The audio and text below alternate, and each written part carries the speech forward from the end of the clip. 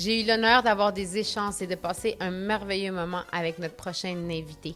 C'est une personne qui vient d'une famille de grands visionnaires qui ont su se différencier, qui ont su perdurer dans le temps et aussi créer une entreprise familiale. Voici le petit-fils de Magnus et Ernestine Poirier. Aujourd'hui, on est ici avec notre cher monsieur Jacques Poirier, qui est le président de Magnus Poirier, petit-fils aussi de Magnus Poirier. Exactement, petit-fils de Magnus Poirier et de Ernestine Guénette, où on est épouse de ici Magnus aujourd'hui. Poirier, effectivement. Bien, merci beaucoup. Merci d'avoir accepté de venir, de venir sur le podcast, mais on est chez vous aujourd'hui, ici, Tout à fait, dans avec vous. un bel environnement, très beau, très moderne, ainsi de suite. Et ça nous fait plaisir de vous accueillir ici. Une belle journée à l'extérieur, à peu près les premières journées de beau soleil, de printemps. Alors, mais on est dans un environnement funéraire. Mais malgré tout, il faut en parler, puis c'est la vie. Ça fait partie de la vie, le processus funéraire. Oui, bien, ça fait partie de la vie, puis de voir comment vous évoluez et perdurer dans le temps, dans l'entreprise aussi, mais comment vous êtes toujours à l'écoute des clients. Moi, c'est ça que je trouve beau parce qu'aujourd'hui, la salle où on est, vous nous parlez un petit peu de l'histoire et puis de comment vous avez décidé d'en venir à justement avoir des salles pour que les familles puissent se réunir dans un espace qui est un peu différent que ce qu'on voit d'habitude. Je ne sais pas si vous pouvez... Oui, je vais m'approcher, oui, absolument. En fait, ce que vous présentez ici, c'est la salle qui a été nommée en l'honneur de ma grand-mère, oui, Ernestine Poirier. Et globalement, on utilise cette salle-là comme un lounge où on peut servir des cocktails dînatoires avec des jus de fruits, des croissants, des fois un peu plus arrosés aussi d'une coupe de vin pour offrir une coupe d'honneur en l'honneur de notre père, de notre mère, de notre grand-mère, ainsi de suite. Et c'est un environnement contemporain. C'est pas pour tout le monde. Il y a des personnes qui préfèrent vivre le deuil d'une façon, admettons, plus traditionnelle, mais ici, on le vit d'une façon un peu plus qui célèbre moins la mort, mais elle célèbre plus la vie de la personne. Alors, peut-être qu'on avait une grand-mère ou une mère qui était active en cuisine ou en d'autres sortes de passions. La danse, par exemple. Ben oui, la danse, exactement. Puis les personnes peuvent emmener des encadrements, des photos, des diaporamas. Et on a un pianiste qui accompagne durant tout le temps des visites, un pianiste qui joue de la belle musique en accord avec les choix de la famille. Et c'est une façon contemporaine, très contemporaine. Et les personnes reçoivent leurs parents, leurs amis, leurs relations d'affaires dans un environnement qui respecte les valeurs de la famille et qui respecte la façon que la personne vivait. Et Et où en est venue cette idée de justement créer une salle comme ça, de venir emmener cette autre expérience aux familles, dans le fond? Ben, l'idée, on a un comité dans Magnus Poirier qui s'appelle le comité 100-5. Alors, le comité 100, c'est pour fêter quand on a fêté notre centenaire. Et 5, parce qu'il y a 5 générations de la famille Poirier qui sont au travail actuellement. Moi, je suis la 3e génération, bien sûr, petit-fils, mais la 4e et la 5e génération sont avec nous. Et on fait une réunion toutes les 2 semaines. À cette occasion-là, on aborde les difficultés quotidiennes, hebdomadaires. On les aborde, on les résout, on trouve des solutions, mais on aborde aussi le futur. Alors, peut-être qu'on s'est interrogé sur le fait qu'il y avait des familles qui décidaient de procéder à la crémation sans autre forme de funérailles. Alors, on a dit, s'il y a ce genre de questionnement-là ou d'absence en apparence de funérailles, c'est parce que les familles elles-mêmes désirent s'en occuper elles-mêmes, dans des lieux appropriés ou inappropriés, peut-être à un golf, peut-être à un endroit de réception. C'est ça, sur les berges. ce qu'on ne voit pas, oui, exactement, hors norme un peu. Là. Hors norme. Alors, on a dit, si c'est comme ça que ça se passe, c'est peut-être parce que la façon traditionnelle ne convient pas à tous. Alors, on a décidé de trouver une façon non conventionnelle de l'offrir et de voir la réception. Et pour le moment, on entame notre 3e année et c'est un succès. Un succès parce que c'est pas pour tout le monde, bien sûr, mais on le présente à tous et les familles disent « Ah, ça m'allume. Ça va représenter comme il le faut mon époux, ou ceci, et pour toutes sortes de raisons. Puis parlons, par exemple, justement, tu sais, moi, c'est beaucoup avec des entrepreneurs avec qui je travaille, puis souvent, ben, on a peur de tester les affaires, d'aller voir, faire les actions. On a des bonnes idées. Tout le monde a des bonnes idées, mais de là à les appliquer, qu'est-ce que vous diriez à ces personnes que, justement, on soit peur d'appliquer ces actions-là ou ces idées? Parce qu'il faut les innover. Plus vite qu'on applique les choses, plus vite qu'on peut se réajuster aussi, puis voir qu'est-ce qui fonctionne ou pas. Moi, je pense que si on se compare à un joueur de baseball. Un joueur de baseball, si à chaque fois qu'il se présente sur le but, là, le marbre, il réussit un coup sûr, 6 fois ou 7 fois sur 10 présences, ce joueur-là va être millionnaire. Il va être adulé par tout le monde. Alors moi, je me dis que sur 10 bonnes idées, si on réussit à en faire fonctionner 5, 6, 7, on est très bon. Alors, il faut en essayer. Et moi, je suis le président, mais avec mon comité, on essaie des choses, mais on est déjà au départ, on le dit, si ça ne fonctionne pas, on efface, on recommencera plus tard ou on l'oublie carrément. Et on en a qui n'ont pas fonctionné, bien sûr, des idées. Mais il faut essayer, il faut innover, il faut essayer des choses.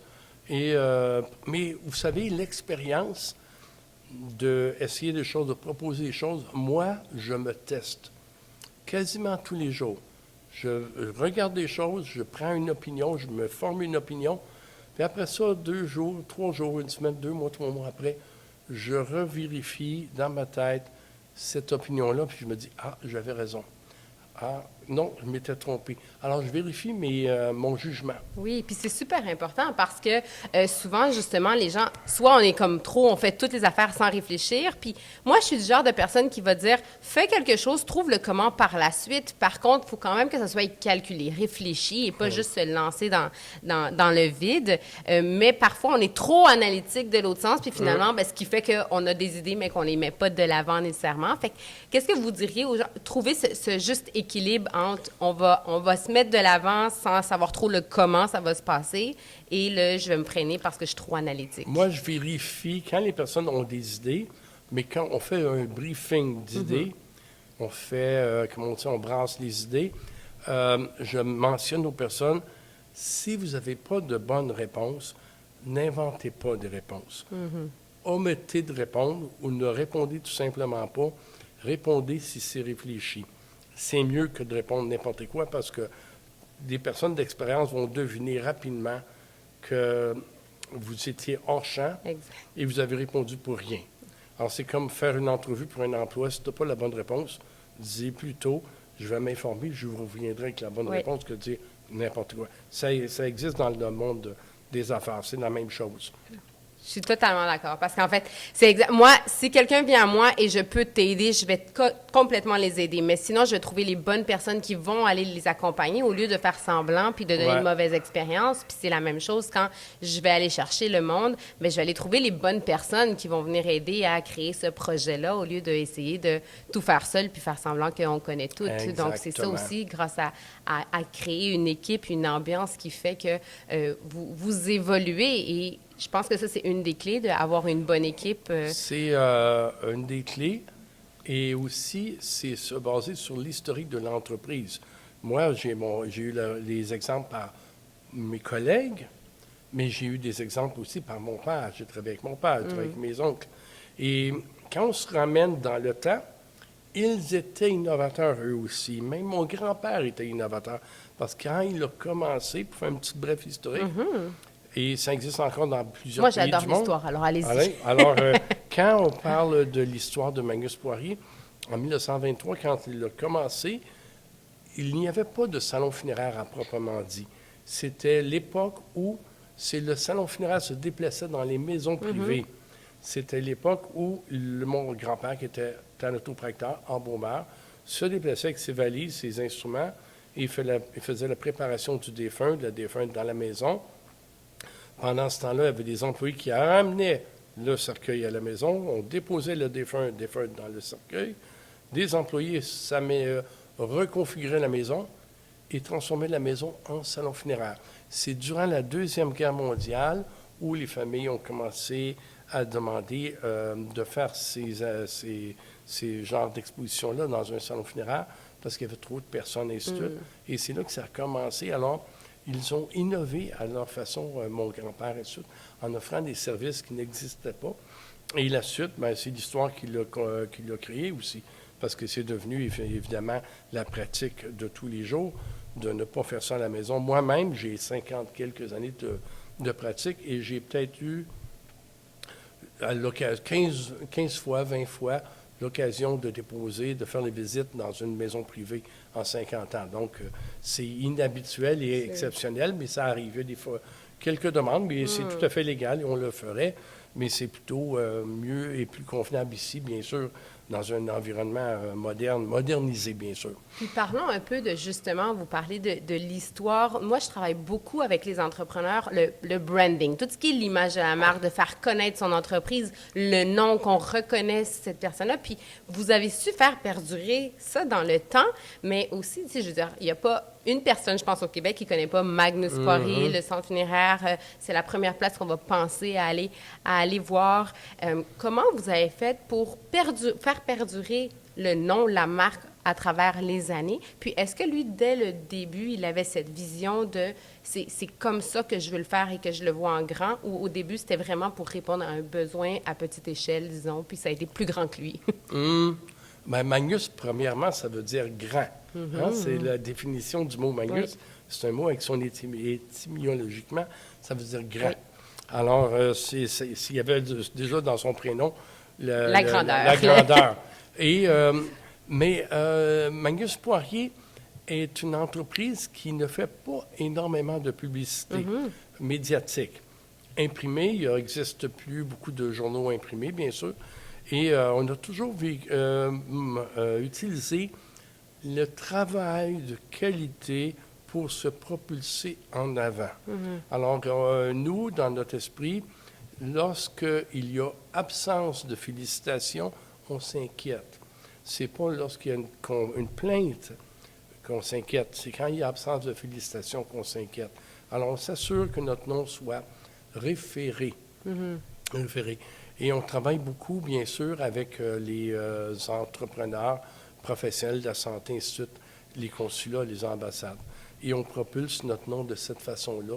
Et comme on le voit d'ailleurs avec un service qu'on appelle MAP Assistance pour les rapatriements et expatriements à l'étranger, on a même des services gouvernementaux fédéraux qui nous réfèrent, qui font appel à nos services pour avoir des informations complémentaires.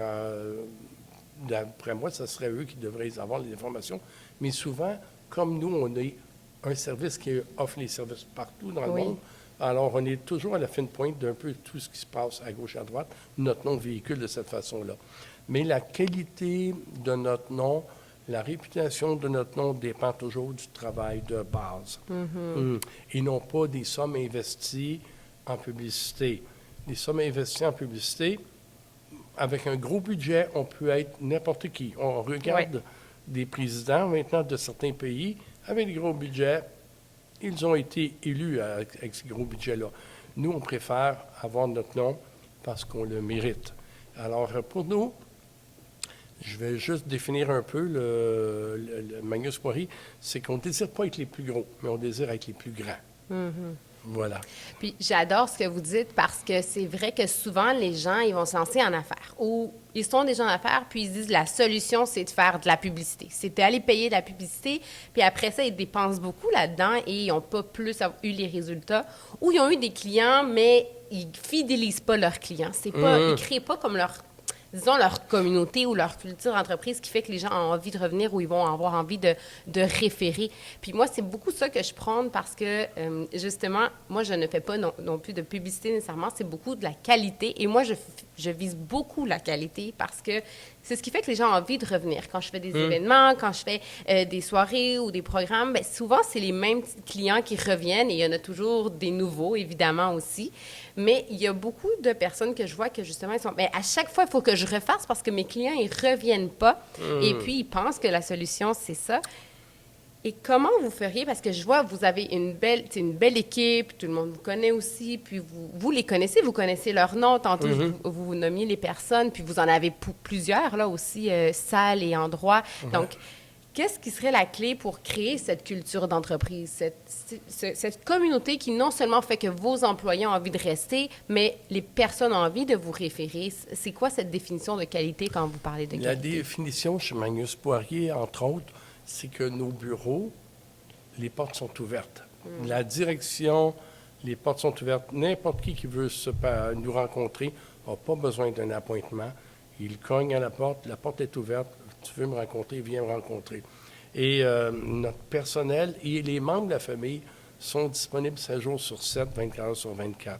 Et si vous appeliez en pleine nuit chez Magnus Poirier pour un service quelconque, il y a de grandes chances que c'est un membre de la famille Poirier qui vous réponde. On n'a pas de service téléphonique. On n'est pas contre, mais on préfère répondre au téléphone lorsqu'on décline notre nom, notre identification. Qu'on soit un membre de la famille Poirier directement ou quelqu'un qui travaille pour Magnus Poirier, si vous travaillez pour Magnus Poirier, c'est que vous êtes qualifié de répondre au téléphone. Vous donnez votre nom.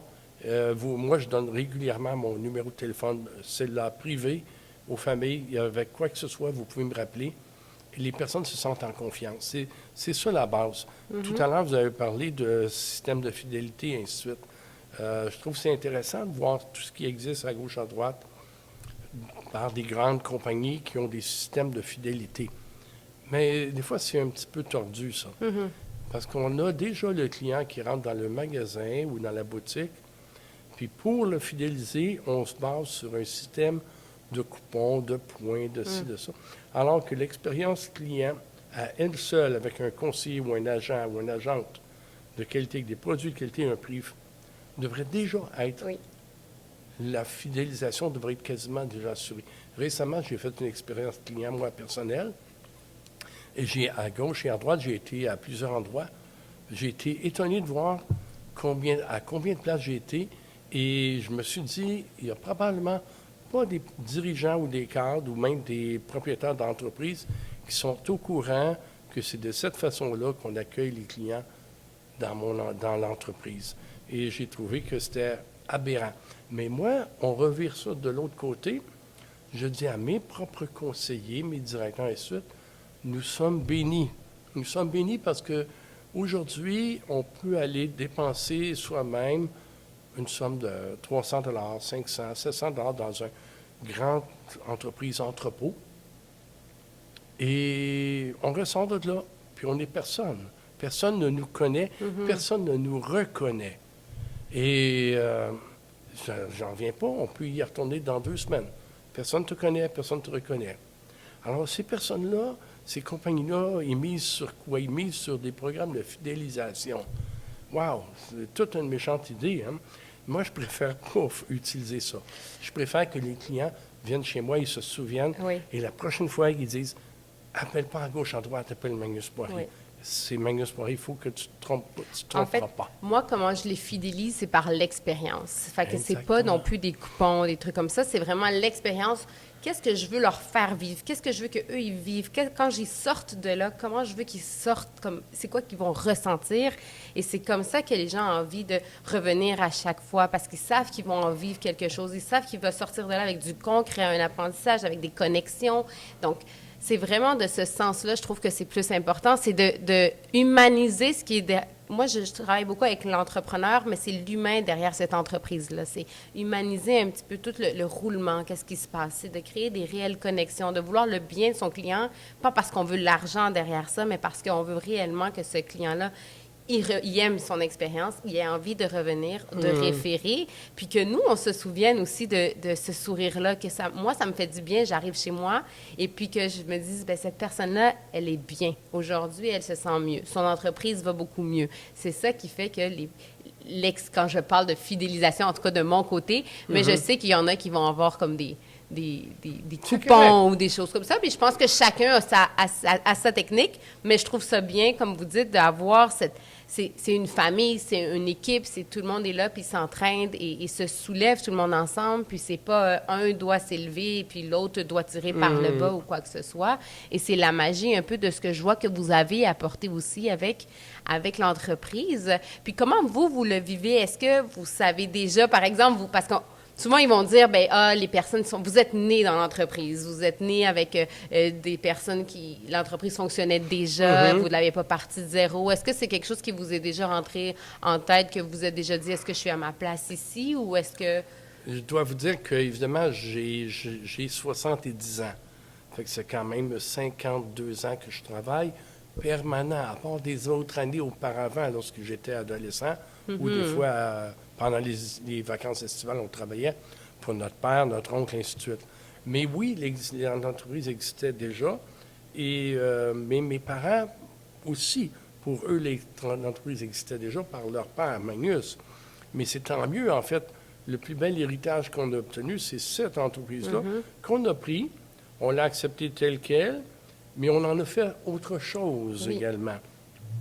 Et ça, c'est la partie où chacune des générations est fière. On l'a pris, on l'a pas seulement, on l'a pas dénaturé et on n'a pas abusé de l'entreprise en disant, on ouvre le tiroir caisse et on pige, on s'amuse, on fait de la belle vie, puis la compagnie, elle progresse, mais peut-être pas, puis ainsi de suite. Puis après ça, on s'aperçoit qu'elle est vendue ou elle est plus en affaires. Nous, on a, dans chacune des générations, répondu à son appel de la bonne façon, en l'acceptant telle qu'elle, puis en l'adaptant à des nouvelles tendances ou en créant des nouvelles tendances. Chaque génération a fait son bout de chemin. Et la nôtre aussi, la troisième génération. Et là, dans quelques mois, je vais transférer le flambeau à la quatrième génération et à la cinquième génération. Et dans mon discours de fin de mandat, on pourrait dire, je vais avoir des bons mots pour eux et je vais avoir aussi des mots d'encouragement. Puis je vais leur dire également de continuer, persévérer, innover, répondre aux clients, respecter les clients, ceux qui ont des moyens financiers, ceux qui n'ont pas de moyens financiers. Il y en a, ceux qui n'ont pas de moyens financiers sont plus nombreux que ceux qui ont des moyens financiers. Et il faut tous les servir, tous. Il ne faut jamais refuser une famille, même si elle n'a pas de moyens financiers. On trouve des solutions, tout le temps. Et c'est ça, c'est ça la progression. Oui. C'est ça le respect des familles, le respect des... tout le temps. En fait, le bout le plus dur n'est pas de répondre à un besoin dans une famille, c'est de créer le besoin qui fait que 5 ans, 8 ans, 10 ans après, ils vont revenir chez nous pour d'autres services, ils vont se souvenir de nous. Ou si, parce que leur positionnement géographique fait qu'ils ne t'appellent pas, parce qu'ils ne sont plus vrais dans la région de Montréal, sont ailleurs, mais ils vont se souvenir, ils vont dire, mon Dieu, c'est tellement différent de où on avait été servi. Ils vont peut-être revenir ou ils vont dire aux autres familles, vous êtes dans la région de Montréal, c'est là qu'il faut aller. Appelez Magnus Marie, ils vont se servir de vous.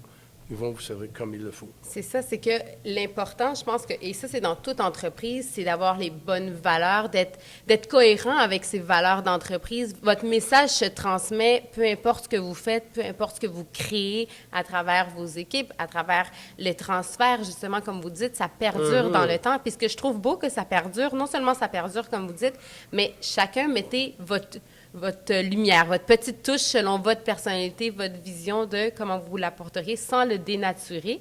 Et puis ça, c'est très beau parce qu'on le ressent dans ce que vous faites. C'est ce qui fait, je pense, que vous continuez aussi à perdurer dans le temps. C'est ce qui fait que les gens ont envie toujours de le référer.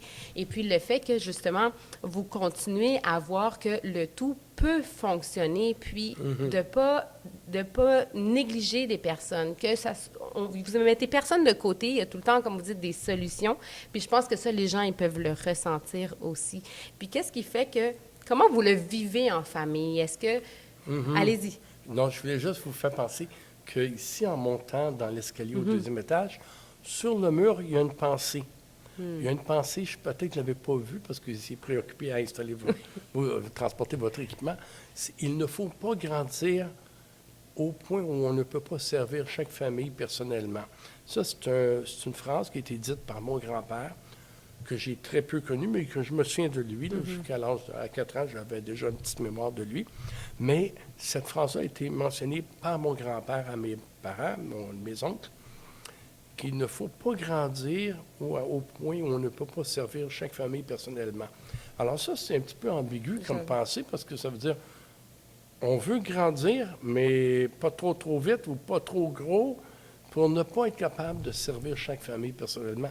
Alors ça, c'est un bon défi pour un homme d'affaires ou une femme d'affaires de la comprendre, celle-là. Mais moi, je trouve que c'est un acte d'humilité aussi, dans le sens que même peu importe le succès qu'on peut avoir, il ne faut pas oublier la raison première pour laquelle on a commencé à le faire, puis c'est plus dans ce sens-là, je pense. Chaque famille est importante, chaque communauté est importante, les religions sont importantes. On a des communautés qu'on dessert. Il y a des communautés qui sont arrivées ici au Canada, pauvres, et très pauvres, dans des situations de guerre. Puis ça arrive encore, malheureusement. On a desservi des personnes qui n'avaient aucun papier, zéro papier, là. Des réfugiés, mais même pas inscrits ici. On les a servis à la demande d'un consulat ou de l'autre qui a dit « Est-ce qu'on peut faire quelque chose? » On n'a rien. On va le faire. Gratuitement, sans frais. On va les aider. Ça fait partie des services qu'on offre ainsi comme entreprise.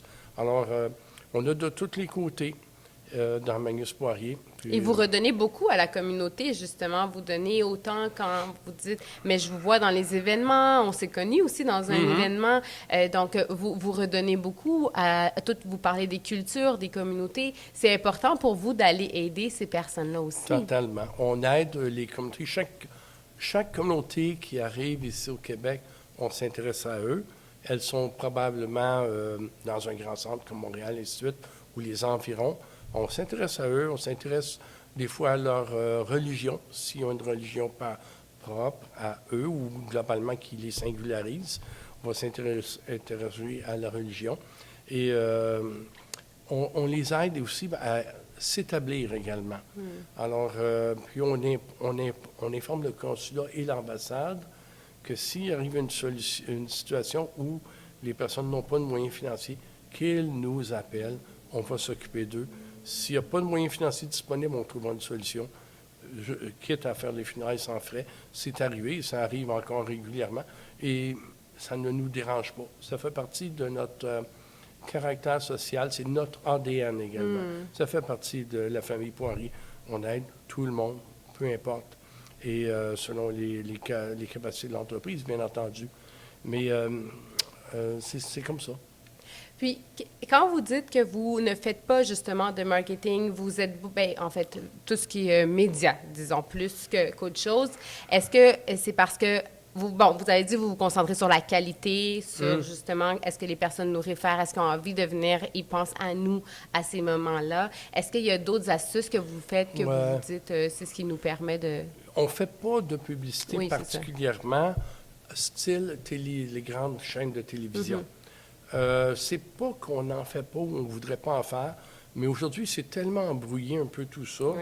On doit se rendre compte qu'il n'y a plus la grosse brique, les pages blanches. Ça n'existe plus. Il n'existe plus de pages jaunes. Les pages jaunes, les grosses briques, c'est évacué. Il n'y en a plus. Il n'y a plus de journal imprimé, sauf peut-être un journal ou deux. Il n'y a plus de journal imprimé. Alors, qu'est-ce qui reste? Il reste la radio, il reste les chaînes de télévision, style Internet, ainsi de suite. Les réseaux sociaux. Les réseaux sociaux. Alors oui, on est présent un peu à gauche et à droite dans tout ça, mais on est surtout présent dans les communautés. Les communautés, on est là partout et régulièrement, et on est à presque tous les événements. Mais on est là aussi pour aider les communautés. Dans plusieurs communautés, des fois, il y a un regroupement pour telle personne, un regroupement pour telle fondation, pour aider ceci, aider cela. Les enfants orphelins du Maroc, ou nommez-les. Dans chaque communauté, il y a des besoins. Puis quand vous pouvez, vous êtes là. Puis... On est là.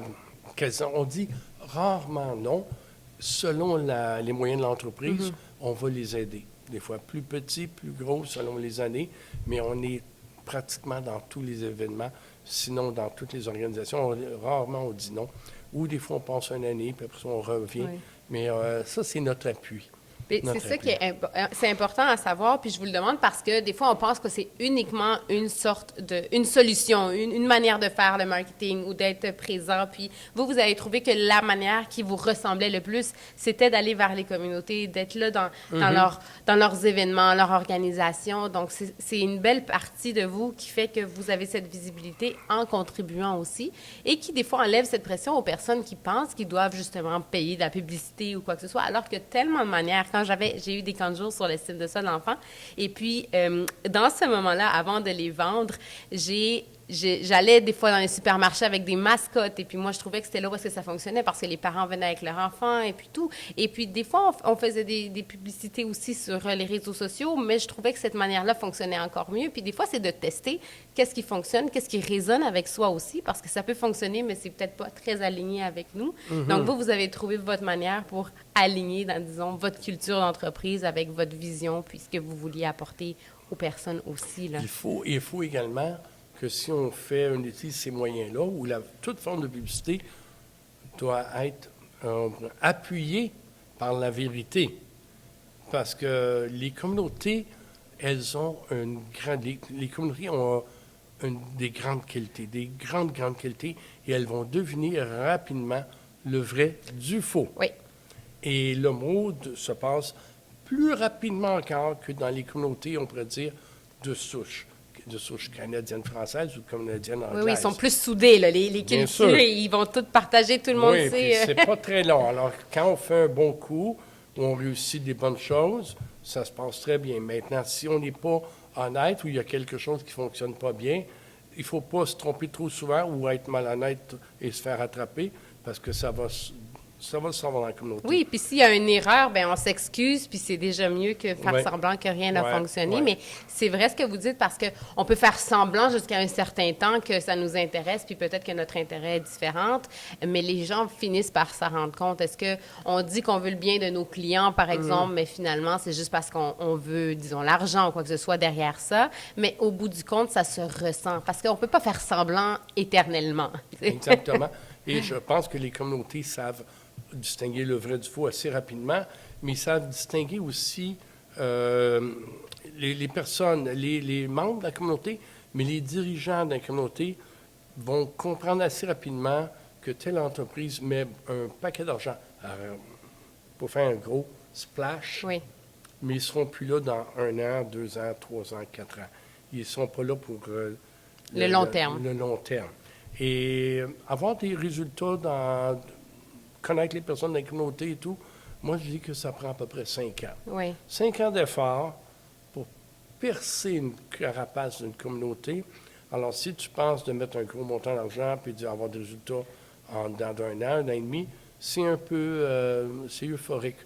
C'est pas bon. Non. C'est plus long terme que ça. Mais je pense que c'est un peu dans tout. Tu sais, quand vous dites 5 ans, c'est la même chose quand on se lance en affaires. On veut des résultats des fois maintenant. On veut tout faire là, puis on met toute notre énergie, des fois pas dans les bonnes actions nécessairement. Et puis là, bien, quand on voit que ça ne fait pas ce qu'on voulait, bien, on laisse aller, alors que tout est du long terme. Autant de créer des liens avec nos clients, bien, c'est à force de créer des expériences avec eux qu'eux, ils reviennent, qu'on crée des connexions, qu'on voit réellement c'est quoi leurs besoins, qu'est-ce qui fait que, justement, on peut leur emmener une meilleure expérience, comment on peut venir innover. Vous avez innové parce que on est à l'écoute de les clients, de voir qu'est-ce qu'ils ont besoin. OK, ça fonctionne moins bien. Mais si, dès la première année, ça fonctionne pas, puis on fait, bien, ça y est, ils n'ont plus besoin de ça, bien, c'est là où est-ce que on s'empêche aussi de créer quelque chose de plus grand, d'aller répondre à un besoin plus grand aussi, puis d'innover, d'offrir une meilleure expérience, parce que c'est aussi ce que vous permettez de faire, c'est vous permettez de créer des nouvelles expériences, d'innover, d'aller avec, disons, les générations, parce qu'on s'entend qu'une salle comme ça aurait peut-être pas nécessairement fonctionné il y a 100 ans. T'sais. Non plus. Mais il faut comprendre aussi l'idée, comme on dit, si on plante un arbrisseau, puis au bout de 2-3 ans, on n'est pas satisfait, puis on le coupe, puis on en plante un autre parce que l'autre va pousser plus vite, ou l'autre va pousser plus vite, mais finalement, on n'arrive à rien. On passe notre temps à les couper, puis on n'attend pas le résultat. L'arbre, pour qu'il soit solide, il faut lui donner le temps de croître, ainsi de suite, pour qu'il devienne un tronc de 15 cm, ainsi de suite, lorsqu'il commence à être solide, ainsi de suite. Alors, si on passe notre temps à couper, déménager, changer, c'est bon à rien. On perd son temps, on perd son argent, puis on fait perdre le temps aux autres et l'argent des autres. Oui. Mais les valeurs fondamentales de l'entreprise, comme une des valeurs que j'ai indiquées à ceux qui vont me remplacer, leur dire quand je quitte pas pour toujours, ou je ne ferme pas la porte, je veux être quand même présent, mais on ne touche pas à rien. Le bateau est correct, on garde les valeurs, on garde les mêmes valeurs, on fait attention et on garde le cap sur la direction de la direction qu'on a pris, notre engagement pendant à peu près 2 ans de temps. Et durant les 2 ans de temps, vous allez pouvoir sentir conduire le navire. Et dans ces 2 années-là, vous allez pouvoir commencer à vous préparer pour les changements qui vont survenir dans 2 ans. Il faut arriver dans 2 ans, à arriver avec appliquer des correctifs. Appliquer des correctifs, vérifier s'il n'y a pas des nouvelles tendances qui arrivent, et ainsi de suite, puis se propulser vers l'avant. Il ne faut pas rester... Autant il faut être entrepreneur, mais il ne faut pas rester non plus immobile. Ou si on ne sait pas où on s'en va, bien, il ne faut pas faire ça. Prenez toujours la bonne direction. Celle qui a été entamée, elle est correcte. Elle a le temps de trouver s'il y a des meilleures voies, Ouais. ben on reste sur celle qui fonctionne au lieu Ouais. d'essayer de s'éparpiller. Puis Ouais. des fois, on essaie de faire plein de choses en même temps, alors qu'il y en a peut-être une qui fonctionnerait très bien, mais on essaie de mettre l'énergie un petit peu partout Ouais, aussi. moi, j'ai des expériences aussi avec des fois des organismes, pas nécessairement des communautés, des organismes qui, on les desservait bien, ils ont décidé d'essayer ailleurs, puis les conseillers disent, mais qu'est-ce qu'on fait? Est-ce qu'on a fait quelque chose de répréhensible? Non. Est-ce que notre structure de prix était défendable? Oui. Alors, tout était parfait, on était professionnel. Bien, je dis, laissez-les faire. Cet organisme-là, cette association-là, va tester une autre entreprise, parce qu'ils sont nouveaux, ils sont ci, ils sont ça.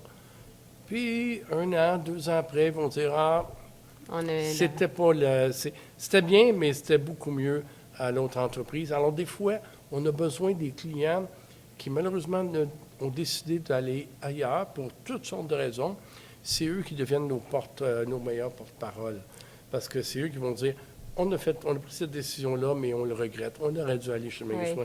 Des fois, il faut accepter ça. C'est pas facile Puis pour un j'adore, patron. c'est ça, ma question, c'est comment jouer dans... Parce que des fois, c'est un peu l'orgueil ou l'ego qui embarque et tous ces doutes de, ben finalement, je suis peut-être pas assez bon dans ce que je fais, tu sais. Puis je parle pas nécessairement de vous, mais en tant qu'entrepreneur, on est un peu, des fois, bipolaire. C'est comme ça que je l'appelle. On est super, tout va bien, puis là, tout à coup, il y a un petit truc comme ça qui arrive, puis on est comme, finalement, je me remets en question, est-ce que ça fonctionne? Ou par exemple, vous avez été assez solide pour dire non, tout était beau, mais votre équipe s'est posé ces questions-là.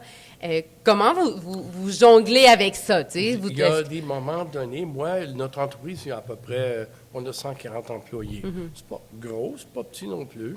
140 employés et on travaille 7 jours sur 7. C'est jamais fermé. La nuit aussi, ça travaille.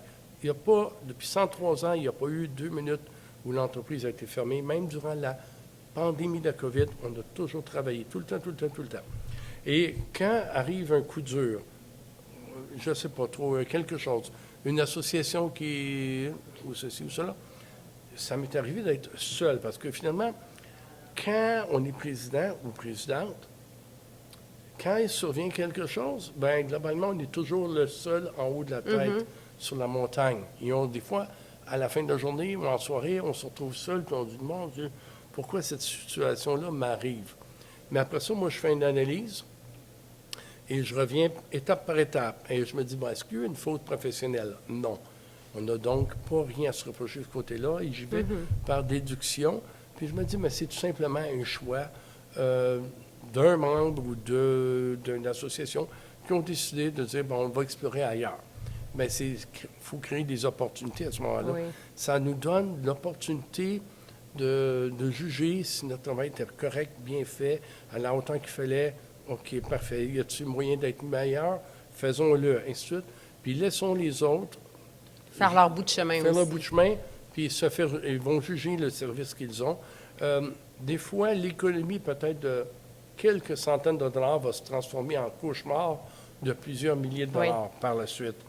Oui, mais moi, je l'ai vécu dans mon entreprise, des fois, au début, surtout, OK, on va sauver des sous ici, mais finalement, je me dis, j'aurais dû investir plus dans ça et j'aurais eu ce que je voulais réellement au lieu d'être déçu de l'autre côté, finalement. Puis des fois, c'est ça qui vient jouer, puis c'est important, ce que vous dites, de s'arrêter, puis au lieu de voir ça comme quelque chose de gros, puis un ensemble de problèmes, le faire comme...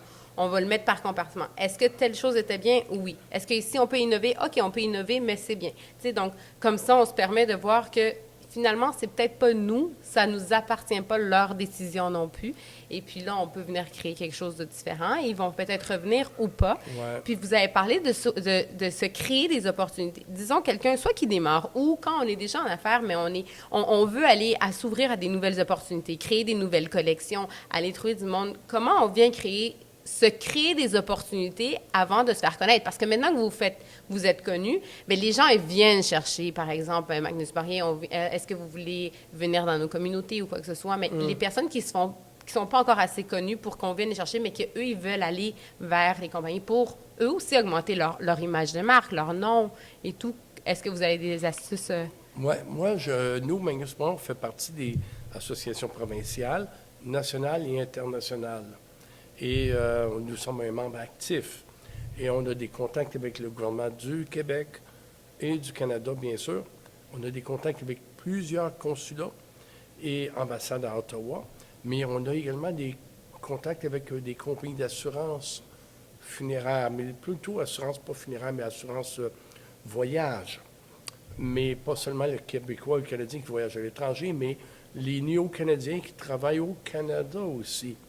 Alors, actuellement, notre façon pour nous de nous propulser vers les marchés extérieurs passe par les professionnels. Professionnels de la santé, professionnels des services industriels, des assureurs, des compagnies qui engagent des travailleurs étrangers. Alors, et ça part, c'est encore du référencement.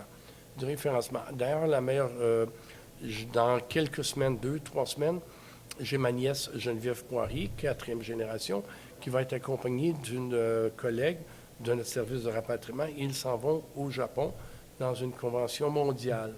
Et ils vont promouvoir notre nom. On est attendu, on est connu. Et de cette façon-là, peut-être en l'espace d'une semaine, on va établir déjà 2, 3, 4, 5 contacts. On n'a pas besoin d'en établir 2 douzaines, 3 douzaines. 2, 3, 4 ou 5 bons contacts. Encore là, les personnes m'ont dit, mais pourquoi on ne fait pas Zoom ou Team ou ceci? Oui, mais non. Oui, c'est bien, c'est joli, ça fonctionne. C'est accommodable, C'est accommodable, je sais pas si ça dit, mais pourquoi on est en face un de l'autre? Ça tisse des liens. C'est pas la même chose. Je suis totalement d'accord, parce que Pas la même chose. Moi, j'adore le contact humain, j'adore de prendre le temps aussi. Puis ça, c'est une des clés que vous avez dit d'aller créer des opportunités, c'est qu'il faut vouloir se déplacer, il faut être prêt à justement aller tisser ces liens-là. Donc, faut pas attendre de dire, ben oui, mais là, les gens, ils me contactent pas. Mais nous, il faut qu'on aille, qu'on se déplace. Par exemple, moi, je voulais, OK, on m'invite pas à un événement, ben je vais créer un événement pour que ça soit l'événement à la lumière de ce que je voulais, par exemple. Puis en mars, on avait fait un événement qui était dans toute ma communauté, puis des conférenciers et tout. Fait, je me suis dit, pourquoi pas créer mon propre événement à la place d'attendre que quelqu'un m'invite à son événement. Puis oui, c'est sûr que j'en fais aussi des conférences un peu partout, mais ce qui est bien, d'un, c'est que vous dites de faire les actions, de se déplacer, puis aussi de savoir exactement c'est quoi qu'on s'en va chercher. Parce que des fois, on s'en va, puis là, on va aller parler à tout le monde, on va essayer d'attraper tout le monde, alors que si on avait mis notre énergie sur 2, 3 personnes, mais que c'est de qualité, bien, c'est suffisant, puis c'est ça qui va nous permettre d'aller plus loin. Ouais. Donc, c'est toujours, puis moi, je commence toujours un accompagnement ou quoi que ce soit. C'est quoi votre intention de la journée ou de cet accompagnement ou de cette rencontre-là? Parce que si je ne manque pas dans c'est quoi mon intention avec vous aujourd'hui ici, par exemple, mais après ça, on ne sait pas où est-ce qu'on s'en va. Est-ce qu'on a bâti la connexion comme on l'aurait voulu ou quoi que ce soit? Puis ça, c'est une chose qui est très importante que j'ai aimé que vous dites, c'est que je vais pour 2, 3 personnes, mais je vais aller tisser ces liens-là. Puis ça, c'est tellement incroyable parce que moi, bien, j'ai 3 enfants à la maison, j'ai mon conjoint. Je me dis, quand je ne suis pas à la maison, il faut que ça soit, je l'optimise à 100 % Il faut que j'aie une intention de où je m'en vais parce que sinon, c'est du temps que j'ai manqué pour rien. Donc, si je ne suis pas avec la famille, il faut que je sois 100 % sûre que ça va impacter soit à long terme mes clients, la compagnie, que ça va offrir du bien à quelqu'un, que je m'en vais pour le bien de quelqu'un aussi, ou pour tisser des liens, créer des liens ou quoi que ce soit, parce que sinon, bien, on est en train de juste se mettre un petit peu partout parce que des fois, on a peur de dire non à quelque chose ou de perdre une opportunité, donc on dit oui à tout, puis finalement, on n'est peut-être pas aligné avec ça aussi. Exactement. Quand on pense, j'ai un exemple, on pense aux restaurateurs à Montréal, il y a plus de restaurants qui... Oui. il y en La a trop. compétition est là. Il y en a trop, il y en a trop. Mais qu'est-ce qui ferait que vous diriez à tel restaurant ou tel autre restaurant? Parce qu'aujourd'hui, les restaurateurs peuvent à peu près pas se publiciser, sauf sur les réseaux sociaux. Puis, ils n'ont jamais les moyens financiers pour se faire connaître. Il faudrait qu'ils dépensent des sommes incroyables. Mais la meilleure façon pour eux autres, c'est d'être proche de leur clientèle, proche du tiroir de caisse, enregistrage. Je me souviens encore de 2-3 restaurants connus, pas tant que ça, mais reconnus des personnes. Puis on a dit combien de fois on a été mangé là, mais combien de fois on en a parlé pour dire essaye tel endroit. C'est fantastique. Il y a beaucoup de monde, c'est occupé, mais c'est tellement bon, c'est tellement un grand succès. On y va peut-être 15 fois, 20 fois, 30 fois en l'espace de 2, 3, 4 ans, 5 ans. On y va régulièrement, mais on va en parler peut-être pour 100 fois, 150 fois, 200 fois. Parce que ça, c'est du référencement. C'est ça qu'il faut faire. Aujourd'hui, comme je reviens à mes grands supermarchés ou grandes quincailleries, on rentre là, on est personne. C'est pas du mauvais monde, mais tu retournes dans le rayon, tu demandes des renseignements, assez souvent, ils sont pas sur la piste du bon produit, mais ils vont dire où il est. Ils connaissent pas le produit, mais ils savent que ça existe dans tel rayon et tout. Mais 3 semaines, 1 mois, 2 mois plus tard, tu retournes à même endroit, la personne qui t'a répondu, elle n'est plus là. Ils passent leur temps à faire bouger les personnes pour que les personnes apprennent tout ça, au lieu de consacrer les personnes, vraiment à les faire durer. À un endroit, puis c'est un peu la même chose. Quand on parle, moi, je parle beaucoup de la zone de génie. C'est quoi notre zone de génie à nous? Où est-ce qu'on va se concentrer, puis on va avoir cette expertise ou cette cohérence qui fait que les gens, ils vous aident. Puis vous avez une équipe parce que, vous n'allez pas vous mettre un petit peu partout. Vous savez c'est quoi votre expertise, votre zone de génie à vous. Puis chaque personne, vous les mettez dans leur zone à eux, qui va leur permettre de, eux aussi, s'élever et se sentir bien dans ce qu'ils font, au lieu de faire comme, OK, fais un peu de ça, mais là, fais ça, même si c'est pas ton département. Et c'est là où est-ce que, des fois, le roulement est moins, comment on dit, fluide. Exactement. Comment on pense quand on veut faire un voyage à l'étranger dans un pays qu'on connaît peu, là? Oui. On fait affaire souvent avec un agent de voyage, puis l'agent de voyage, il nous guide bien. Puis il nous dit, ça, va pas là. C'est pas pour toi. C'est pas pour les touristes comme toi, là. Ça, c'est pour les touristes débrouillards. Va donc à tel endroit, tu ne perdras pas ton temps, argent. Je te recommande ceci ou cela. Mais si l'agent de voyage te propose un bon voyage et de bonne façon, tu vas être probablement porté à le rappeler. Mais oui. Tu ne rappelleras pas la compagnie de voyage, tu vas rappeler l'agent de voyage. Oui. C'est l'agent de voyage qui fait l'agence de voyage. Parce que le pays, c'est pas lui, c'est l'agent de voyage qui connaît. Il dit, à Venise, c'est là, il faut que tu ailles, va pas là, trop de personnes, tu perds ton temps, ça. C'est lui ou elle qui va te guider de la bonne façon. Mais t'appelles l'agent de voyage. T'appelles pas... oui, l'agent, il travaille pour une agence. Mais c'est avec cette personne-là que tu veux parler.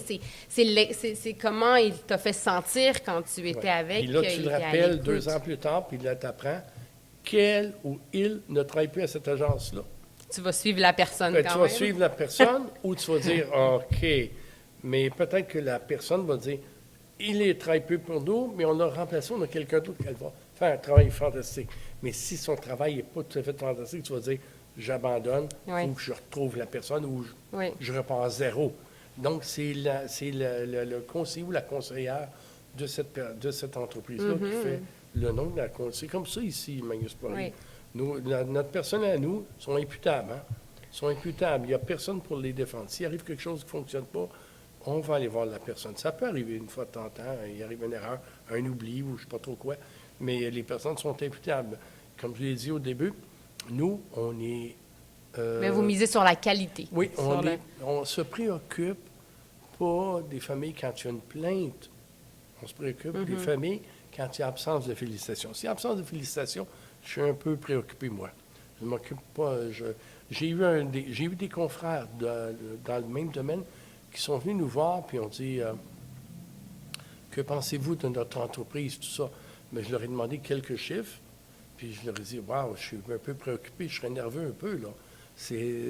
Vous faites pas tant d'ouvrages que ça. Ça fait déjà quelques années. Il y a quelque chose à... c'est pas le succès que je voudrais, moi. Et ces entreprises-là en sont satisfaites. Je me dis, c'est pas Magnus Poirier. C'est pas Magnus Poirier. C'est ça, il faut laisser ça dans le sens qu'ils sont venus demander conseil, vous leur avez dit, après ça leur appartient. Oui, puis il y a des entreprises qui veulent démarrer dans le domaine funéraire, pas nécessairement des entreprises funéraires, des cimetières, ils demandent un peu leur conseil, mais on est très honnête, puis on leur dit, c'est pas pour vous. C'est long. Il n'y a pas de succès instantané. Ça prend du long terme. 100 ans. Oui, 100 ans, à tout près, là. Mais non, ça prend du long terme. Vous savez que dans les années 70, il y avait à peu près 65 entreprises funéraires différentes. Pas des locaux, là, des entreprises funéraires différentes à Montréal. Il en reste moins que 12 actuellement. Moins que 12. Que ce soit dont la langue parlée principale est française et anglaise. Il en reste 12. Il y en était 60, au-dessus de 60 dans les années 70. Fusion, fermée, vente. Oui. Est-ce que vous en rachetez, vous? Est-ce que Magnus a déjà racheté des maisons funéraires? Oui, on en a acheté quelques-unes. Aujourd'hui, pas vraiment. Il y a pas, actuellement, moins c'est mieux. Oui. C'est pas le nombre de locaux. C'est pas la quantité, la qualité. C'est la qualité, puis la qualité de chacun des locaux qui est important. Et son positionnement géographique. Oui. Proche ça prend des stationnements, ça prend des facilités de voies rapides. Quoiqu'il n'y a plus de voies rapides à Montréal non plus. Là. Non, il n'y a plus grand-chose de rapide. Il n'y a plus rien de rapide. Ils ont décidé de nous ralentir partout. Oui, comme ça, il n'y a plus de trouble. C'est des bons rappels de ralentir dans la vie. C'est peut-être ça, dans le fond. Ils ont réussi, en tout cas. Il n'y a plus rien qui roule. Mais je veux dire, donc, les bons emplacements, les bons endroits. Tout est réfléchi. C'est de bien réfléchir à tout, puis pas de se lancer sur un coup de tête ou quoi que ce soit. Les investissements sont assez élevés aujourd'hui pour le retour. Donc, c'est assez difficile pour un nouvel entrepreneur de se lancer en affaires. C'est pas impossible, mais c'est difficile, très difficile. Ça serait quoi votre conseil pour les personnes qui veulent se lancer ou qui veulent perdurer? Parce que se lancer, ça peut être facile, mais perdurer en entreprise, que ce soit en funéraire ou autre, en fait, en général, comme entrepreneur, disons, ça serait quoi pour perdurer en affaires, disons? Je vous dirais, est-ce que j'ai un conseil? Pour le moment, à brûle pour point, la question est posée. J'ai peut-être plusieurs petits conseils, mais peut-être pas un seul conseil. Je pense qu'il analyse, puis faire l'analyse du marché, vérifier comme il le faut, et aller voir d'autres entrepreneurs du même domaine, leur demander leur point de vue. Si ce n'est pas visible on n'est pas possible de le faire dans la même ville où on veut s'établir, forcément, on va aller ailleurs et tout. Mais des fois, certains entrepreneurs vont vous donner des conseils qui sont véridiques. J'en ai eu, moi, des entrepreneurs qui sont venus nous voir, puis ont passé outre, et puis je leur disais, mon Dieu, pourquoi, tu sais, les personnes y arrivaient avec des choses merveilleuses, parce que l'Internet leur a permis de dire, bien, si un est capable de vendre des millions de téléphones, moi, je suis sûrement capable de vendre des dizaines d'urnes, ou ceci ou cela. Sauf que les personnes ne regardent pas comme il le faut, mais l'urne que lui veut créer, elle se fait déjà au Pakistan pour 10 fois moins cher. Puis elle se vend sur l'Internet.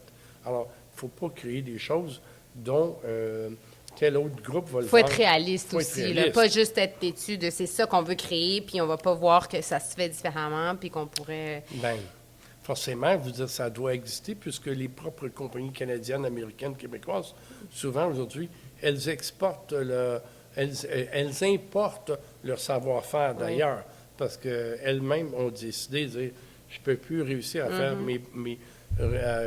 à établir des coûts de production raisonnables, je dois faire mes propres produits, que ce soit au Québec, ailleurs.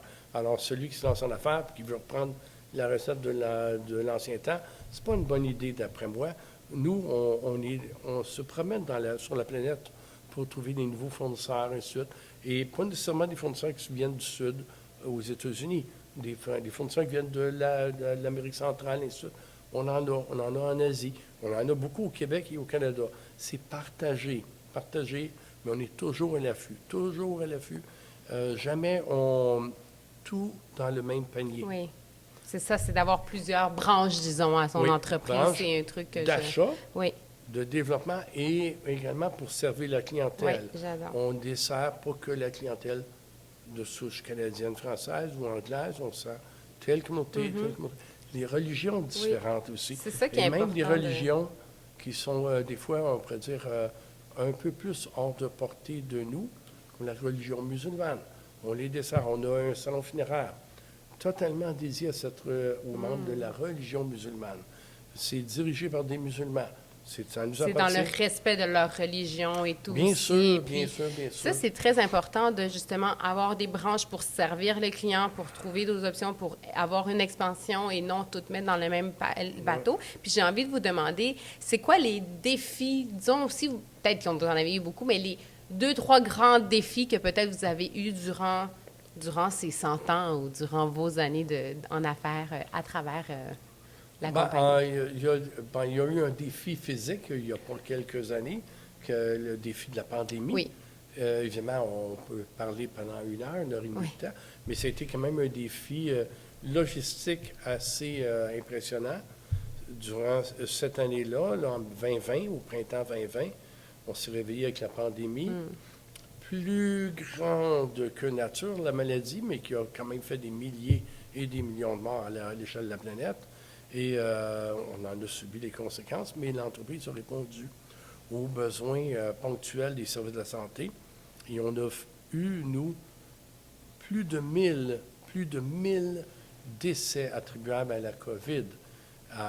Ça prenait le personnel, mais Plus de fallait les logistique, convaincre. plus de... Oui. Puis ainsi de suite. Alors, on était, nous, les dirigeants sur le plancher, comme nos employés, pour servir chaque famille. On le fait.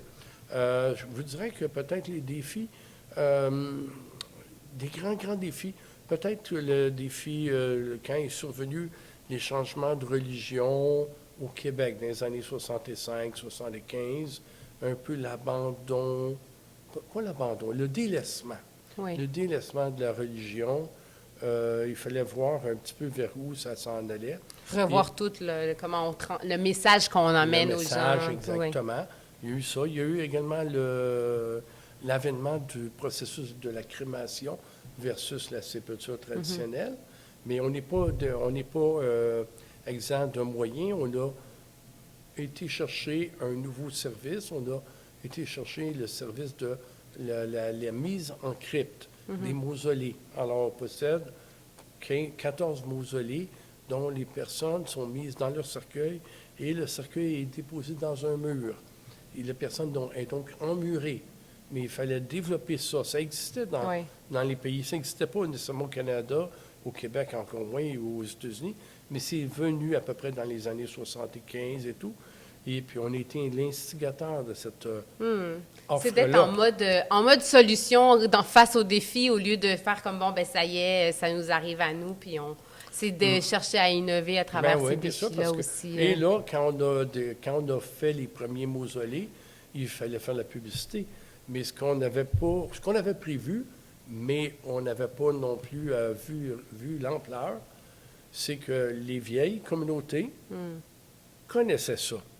Nous, le défi, c'était de faire connaître ça aux Québécois, aux Canadiens anglais, qui, eux, ne connaissaient pas ça. Et encore aujourd'hui, c'est pas à la portée de tout le monde. Tout le monde n'est pas au courant de comment ça fonctionne. C'est pas nécessairement pour ces personnes-là non plus. C'est un peu comme la salle ici. C'est pas pour tout le monde. Mais le mausolée n'est pas nécessairement pour tout le monde.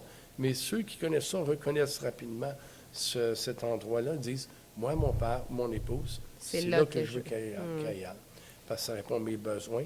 Je vais pouvoir y aller tous les jours de l'année, peu importe la température, je rentre, c'est chauffé ou c'est rafraîchi l'été, puis c'est propre, ainsi de suite. Il n'y a pas d'intempéries, il n'y a pas quoi que ce soit, au Québec quand même. Et puis, ça répondit aux besoins. Eh bien, il faut donc voir un petit peu, et c'est comme là, on n'a pas inventé, on a un nouveau service. Mais je ne veux pas faire de publicité avec ça, mais ça n'existe pas nulle part ailleurs qu'au Québec. Pas seulement la salle. On a un service qui s'appelle Dernier Regard. Dernier Regard, c'est on fait l'identification de la personne sur un lit funéraire. Un lit funéraire approprié bas, et la personne est habillée, est revêtue.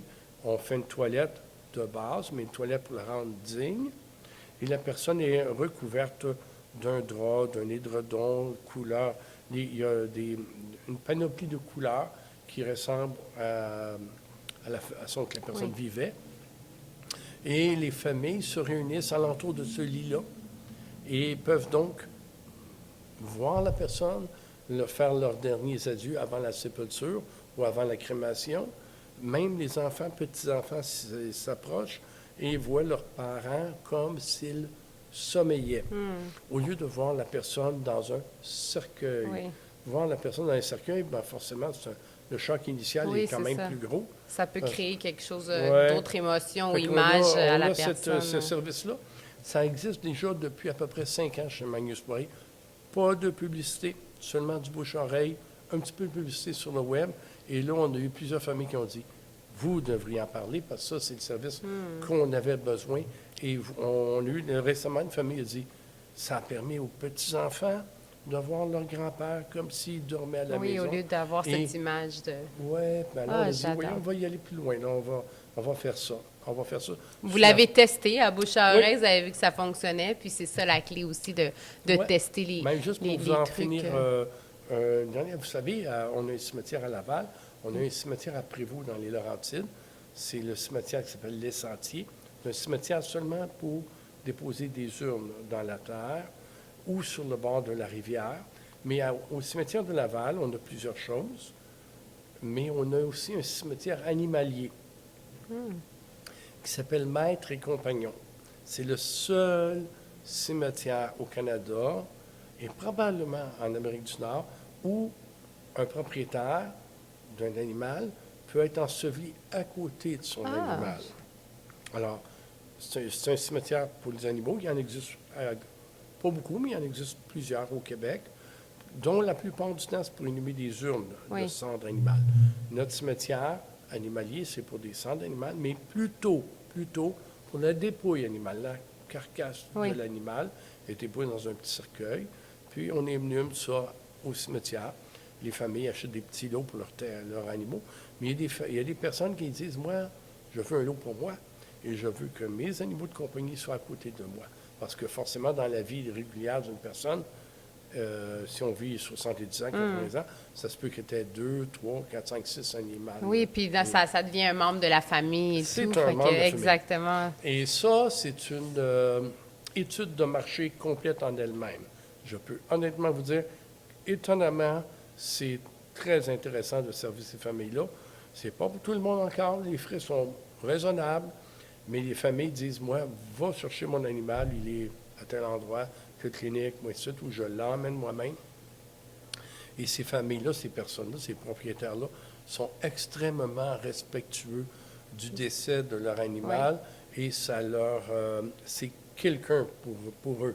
C'est un animal de compagnie. Le mot est totalement dit dans ces 3 mots-là. Animal de compagnie. D'ailleurs, pour certaines personnes, c'était la seule personne qui habitait avec eux ou qui communiquait avec eux. Ça veut dire quelque chose. Ça veut dire, est-ce qu'il était unique sur sa planète, il n'y avait personne d'autre sur la planète? Non. C'est tout simplement que la vie d'aujourd'hui fait que ton frère peut vivre à New York, l'autre à Los Angeles, et tes parents sont décédés ou ils sont séparés. C'est le point de repère. Oui, parce que là, ça c'est intéressant. Et on a fait ça il y a tout près de 15 ans à peu près. Et puis on a des clients qui viennent de New York, des clients qui viennent de Toronto pour ensevelir leur animal. C'est un endroit magnifique, vraiment magnifique. Mais il faut y penser. Moi, j'adore vraiment comme je vous ai dit au début aussi, mais ça se voit qu'il y a beaucoup d'amour dans la compagnie et que c'est pas juste parce que, il fallait qu'on le reprenne ou quoi que ce soit. Tu sais, des fois, c'est ce que les gens pourraient voir, mais on le ressent qu'il y a de l'amour autant entre vous, avec les valeurs, avec la vision de l'entreprise, mais pour les personnes que vous servez aussi. Donc, vous cherchez toujours à pas améliorer pour la tendance, mais pour répondre à un besoin qu'ils auraient puis que peut-être personne n'a pris le temps de penser. Donc, vraiment, c'est super apprécié tout ce que vous faites et tout ce que vous avez pris de temps avec moi aussi ici. Puis, pour finir, j'ai envie de vous demander, vous, votre définition de succès, c'est quoi? M'assurer que les familles soient satisfaites. Je vais juste vous dire très honnêtement, humblement, lorsqu'on a un nouvel employé, nouveau conseiller, nouveau directeur, pas les premières journées, mais dans les premières semaines, je vais le rencontrer 15 secondes et puis je lui dis, s'il vous plaît, servez mes familles de la bonne façon et surtout, n'essayez pas de m'impressionner. Je vais le voir rapidement. Si vous essayez de m'impressionner en augmentant la moyenne des ventes ou ceci, je vais m'en apercevoir rapidement. Beau, parfait si ça arrive, si c'est pas demandé, mais une famille qui va être servie d'une bonne façon va pouvoir vivre le deuil, nous payer forcément, éventuellement, et ça c'est important, mais elle n'aura pas un goût amer dans la bouche. Et donc, quand je vois l'employé dire... Pas utiliser la vulnérabilité de la personne pour lui vendre plus, non. par exemple. Moi, mon succès, mon bonheur, c'est dans une famille qui m'écrit ou qui m'appelle ou que je rencontre ou que je croise sur le trottoir et je ne suis pas obligé de changer de côté de rue parce que la famille s'en vient. Je reste sur le même côté de rue. Je peux la voir, les familles nous voient, nous recommandent, et ça. C'est ça le succès. Il faut être humble, mais c'est important ça. Autrement, les chiffres, c'est important. Mais c'est pas seulement moi. Je peux vous dire, mon frère qui est toujours vivant, mes cousins qui sont toujours vivants ont les mêmes valeurs que moi. Le succès financier est important, l'équilibre et tout, mais c'est un bel équilibre. Alors, il faut faire ça et il ne faut pas faire rien de trop flashy. Il faut rester humble également avec notre succès. Il faut espérer qu'on va être là, encore là, pour 50 ans ou 100 ans. Ça va être le succès de la 4e, 5e, 6e génération à ce moment-là. Ils verront ça. Mais on pourrait dire qu'on a mis la base solide. On l'a eu, elle était solide. On a modelé, on l'a amené à ce niveau-ci. On en est fiers. Puis tout porte à croire qu'ils vont avoir du succès également. Je suis très fier d'eux autres. J'adore. Ben, merci, M. Poirier, d'avoir Ça fait pris le plaisir. temps d'être ici avec nous. J'espère que vous avez aimé ça. Oui, vous êtes avez aimé très bonne. Félicitations. Félicitations également au monsieur qui nous accompagne, M. Joseph. Alors, merci pour cette belle entrevue. Je suis disponible pour s'il y avait d'autres choses. Bien, ça fait vraiment plaisir. Bien, en fait, mon but, c'était ça. C'est vraiment de prendre le temps de montrer les vraies facettes d'un entrepreneur et d'une compagnie qui perdure et non juste ce qu'on voit sur les réseaux sociaux, comme on en a parlé, que tout est beau puis que ça a l'air facile, mais qu'en vrai, il y a du travail à faire derrière ça aussi. Donc, merci d'avoir pris ce temps avec nous aujourd'hui. J'espère que ça a été comme vous le vouliez.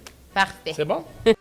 Ce que je retiens de cet épisode, c'est qu'ils veulent offrir la meilleure des expériences possibles à leurs clients, aux familles, qu'ils veulent s'impliquer encore plus dans les communautés, être à l'écoute, mais surtout, ils sont là, prêts à innover et à être soudés.